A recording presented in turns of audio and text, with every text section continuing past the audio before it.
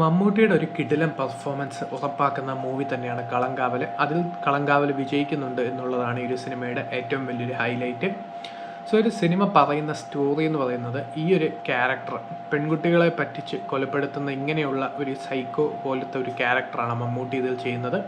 So ഈ ഒരു ക്യാരക്ടറിനെ പിടിക്കാനായിട്ടുള്ള ശ്രമങ്ങളാണ് കേരള പോലീസിനെ കാണിക്കുന്നത്. നായകനായിട്ട് വിനായകനും മമ്മൂട്ടി പ്രതിനായകനായിട്ടാണ് ഈ ഒരു സിനിമയിൽ എത്തുന്നത്. അതുകൂടാതെ ജിബിൻ ഗോപിനാഥാണ് ഈ ഒരു സിനിമയിലൊരു വേറൊരു റോളിൽ വരുന്നത്. സോ അങ്ങനെ പെൺകുട്ടികളുടെ റോളിൽ കുറേ ക്യാരക്ടേഴ്സ് വരുന്നുണ്ട്. മെയിൻലി രജിഷ വിജയനൊക്കെ വരുന്നുണ്ട്.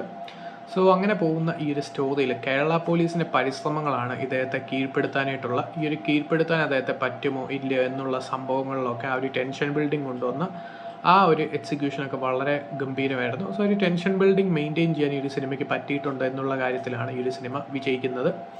സോ ഒരു സിനിമയിൽ പെർഫോമൻസ് വൈസ് നോക്കുകയാണെങ്കിൽ മമ്മൂട്ടിയുടെ ഒരു ഗംഭീര ഔട്ട്പുട്ടുള്ളൊരു പെർഫോമൻസ് ഈ ഒരു സിനിമയിൽ വന്നിട്ടുണ്ട് എന്നുള്ളത് ഈ ഒരു സിനിമയുടെ ഹൈലൈറ്റ് ആണ്.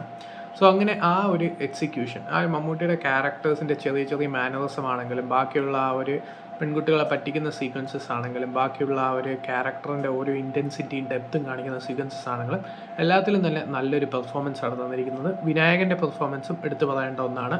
സോ ബാക്കി കാര്യമായിട്ട് പെർഫോം ചെയ്യാനുള്ള സംഭവങ്ങൾ അങ്ങനെ ആർക്കും ഇല്ല. ഒരു പെൺകുട്ടികളുടെ ക്യാരക്ടേഴ്സ് ചെറിയ ചെറിയ പെർഫോമൻസ് ഉണ്ടെന്നല്ലാതെ ബാക്കിയുള്ള പെർഫോമൻസ് ചെയ്യാനുള്ള ഒരു പാകത്തിനുള്ള ക്യാരക്ടേഴ്സ് ഒന്നുമില്ല. സോ അങ്ങനെ പോകുന്ന ഒരു മൂവിയാണ് കളങ്കാവൽ. താല്പര്യമുള്ളവർ തീർച്ചയായിട്ടും കാണേണ്ട ഒരു തിയേറ്ററുകൾ എക്സ്പീരിയൻസ് ഒക്കെ ഡിമാൻഡ് ചെയ്യുന്ന ഒരു മൂവിയാണ്. കണ്ടിട്ട് നിങ്ങളുടെ അഭിപ്രായം പറയും. ഇപ്പോൾ തിയേറ്റേഴ്സിന് മൂവി അവൈലബിൾ ആണ്.